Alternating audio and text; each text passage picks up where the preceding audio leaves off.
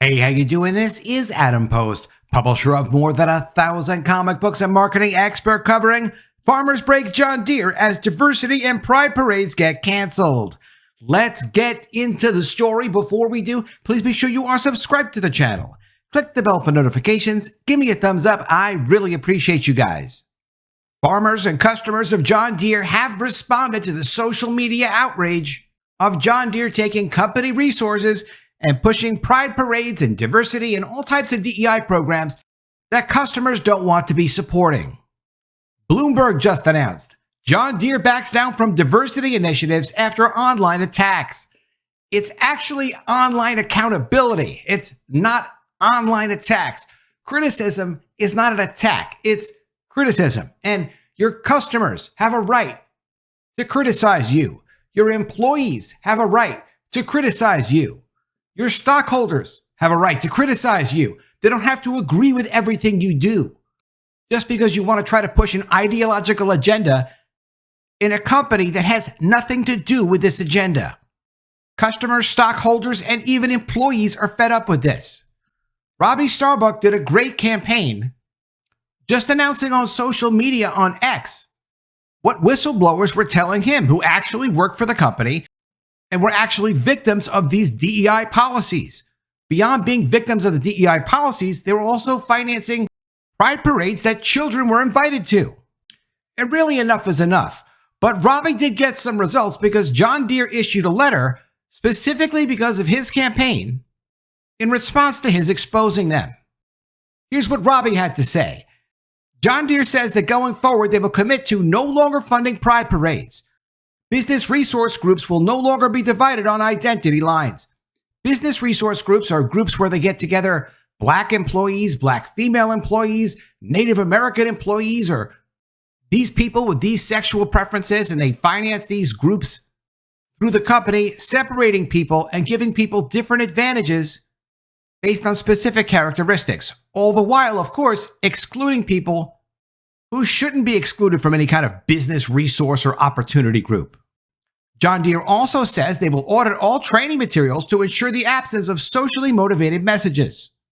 And they will also get rid of hiring quotas and pronoun usage. Hiring quotas are directly illegal. There's no new law required saying that you can't say you want 20% of your employees to have this skin color, or 40% of your employees to be this gender, or that you'll only give management positions to 15% of these employees. All of that's illegal. All of that is stopping at John Deere thanks to Robbie's social media campaign. And the previous video that I did on this, discussing Robbie's campaign, actually did pretty well. I was just looking at it earlier, over 25,000 views. The more we get the word out, the faster we can see these results. These results came from Robbie's campaign in less than a month, just like he did with Tractor Supply. So it's great to follow my channel, and I appreciate that. You can always share my videos. I appreciate that. But definitely also follow Robbie on X and share his tweets, like his tweets when you see something you like. We have a lot more power to make change than we realize. And every person's opinion actually counts. Robbie continues, another huge win in our war on wokeness, but he doesn't think this is enough for customers to go back to John Deere. Customers want to hear that DEI policies are entirely gone and that they will no longer participate in social credit CEI scoring by HRC. HRC is the Human Rights Campaign, and they're the entity that's pushing all the companies into these things. They score companies to see that they're DEI woke progressive enough. If a company doesn't break their relationship with the Human Rights Campaign, they're likely to sneak these practices back in someplace. Tractor Supply was a total win. They did break their relationship with the Human Rights Campaign people. And every company should. Robbie continues, this half measure shows that we're a powerful force to be reckoned with, though. While not completely pleased, we shouldn't downplay the fact that this is another massive win. Everybody who participates in this campaign listens to my video, but takes the extra step to follow Robbie on Twitter, listen to his videos as well on Twitter. You're all helping him to force corporate America back to sanity. We're all doing it together, and Robbie won't rest until we eliminate leftism from corporate America. And if you follow my channel, I got really into this with the Bud Light story. That was the story that first hit me as, okay, this is a complete, total corporate abuse of power. The people who control these companies are not even the people that actually own these companies. They may have a little bit of stock. The stock is publicly owned. It's the people's company. It's a public company. They have no right to be manipulating the company's assets, the company's brand, the company's products, the company's cash and other resources to force their employees and force their customers into accepting some political ideology. From Bloomberg, Deere backs down from diversity initiatives after online attacks. Farm machinery maker follows in the footsteps of Tractor Supply. Both companies were targets of the same social media activists. And it's no exaggeration to say, it's really Robbie Starbuck taking on two major public companies and getting results within a month for each of those two companies. There's still more work to be done with John Deere, but none of us are giving up. We're going to continue to push, and I'm sure we'll see change. Deere Company, the world's top farm machinery maker, is pulling back from diversity measures in the face of conservative criticism. The second agriculture-related company in less than a month to bend to such pressure. Deere said Tuesday on the social media platform Twitter it will no longer participate in cultural awareness parades, and its business resource groups will focus exclusively on professional development, networking, mentoring, and support talent recruitment. Deere is the latest target of Robbie Starbuck, a conservative commentator who in an online post on July 9th promised to expose the company for having gone woke. Starbuck criticized the company for funding a pride event, supporting the use of women's bathrooms by trans women, encouraging workers to use gender-based pronouns, and for funding employee resource groups dedicated to LGBT people and people of color. Special groups that exclude other employees, that don't get the same opportunities for mentoring. If you go to work for a company and you have an opportunity for mentoring where they teach you things and tell you things about the company and you learn about management and gain experience, that's how you're going to move up in your career. That's how your job could potentially even become a career, something that's long-term, a management position, more benefits, better benefits, maybe a retirement benefit you otherwise wouldn't have. They were limiting that to people who are LGBT people or people of a certain color. How could you do something like that? How could you let employees know that you're not good enough to be part of what other employees are allowed to have opportunities to do? Doesn't matter how hard you work, you have the wrong skin color. You're in love with the wrong people. Sorry, we can't help you here. The social media post mirrored a similar campaign against Tractor Supply last month by Robbie Starbuck. On June 27th, the farm goods supplier said it would retire diversity, equity, and inclusion targets, stop submitting data to the Human Rights Campaign. That's the HRC organization that is able to control these companies when companies respond to the score that the Human Rights Campaign gives them when they release data to those guys. So breaking with those guys means you're breaking with the agenda. Tractor Supply's decision to do this prompted anger from the National Black Farmers Association and LGBT groups because they got special benefits. But we should all want the same benefits based on merit, regardless for how difficult it is for you to mainstream whatever agenda you have or whatever skin color you have.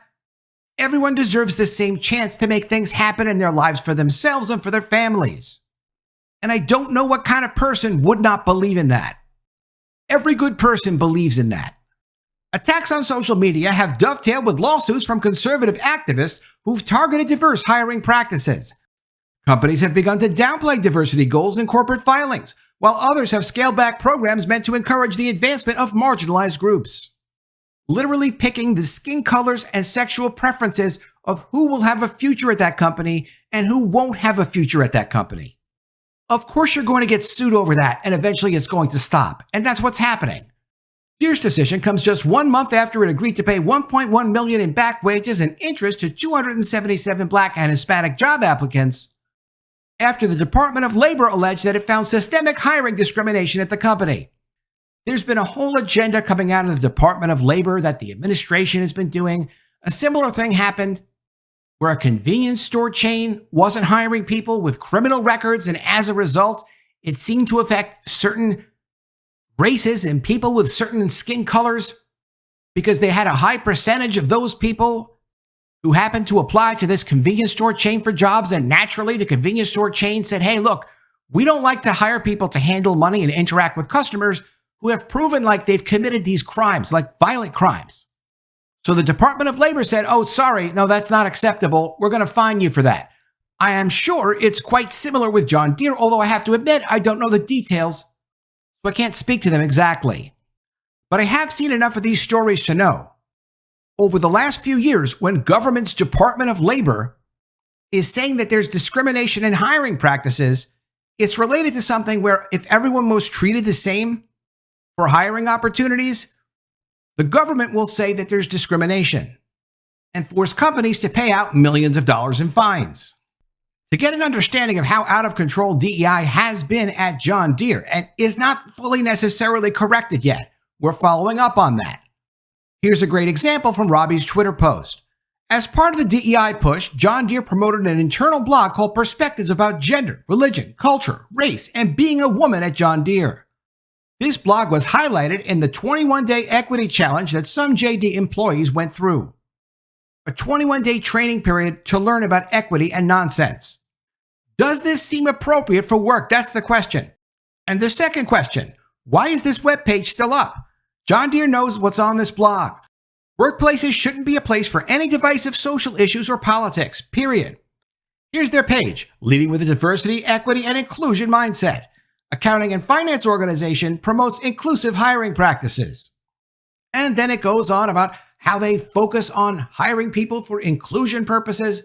That means you're being excluded if you have the merit for a job. Unless you're LGBT or you have a certain skin color that John Deere happens to like. And in another tweet, we see a disturbing employee from John Deere who's their HR People Experience lead.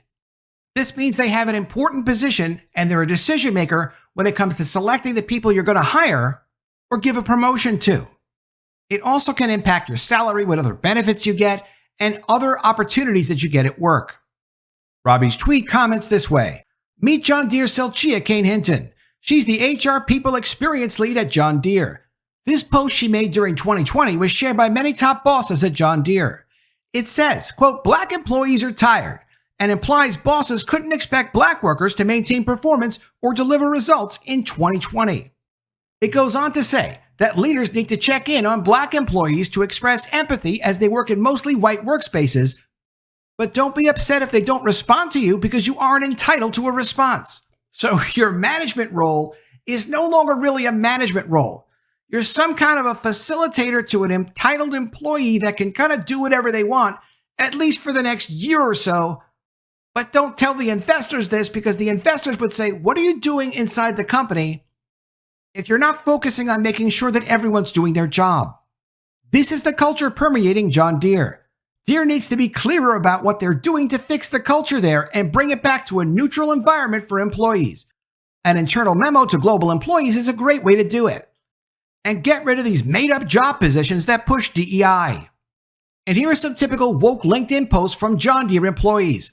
Quote, I've never worked at a company that values DEI more than John Deere.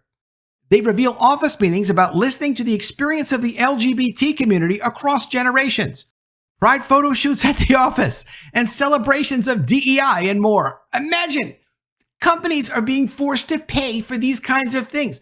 You're on the clock when this is happening. You're getting paid for all this. If you want this to happen, that's great for you. But if you're not interested in any of this and you just kind of want to do your job and maybe take care of your customers and figure out how you can impress your boss so you can move up in the company, they're not allowing that to happen. And finally, from Starbuck, at this point, I think we can safely say that his strategy to bring back normalcy works. You just need to report the truth to people about what's happening in corporate America. They have currently over 1,000 different whistleblowers coming from many different companies. Woke corporate executives all fear that the company is next to be exposed. Some of these companies will now drop their programs without ever having to even get a story done about them. Why? Because they're in fear of getting caught. It's called self-censorship. And if you're doing this at your company, you should be censored. The programs should be canceled. Together, we're proving that the customer is king again, not BlackRock, State Street, Vanguard, and certainly not the Human Rights Campaign. He continues, DEI is poison, and we won't rest until the public knows how companies have strayed from American values. Let me know what you think of all this in the comments below. Always love to see your ideas. Please be sure you are subscribed to the channel. Click the bell for notifications, give me a thumbs up, and I'll see you again soon with another story. And if I don't see you, I will miss you.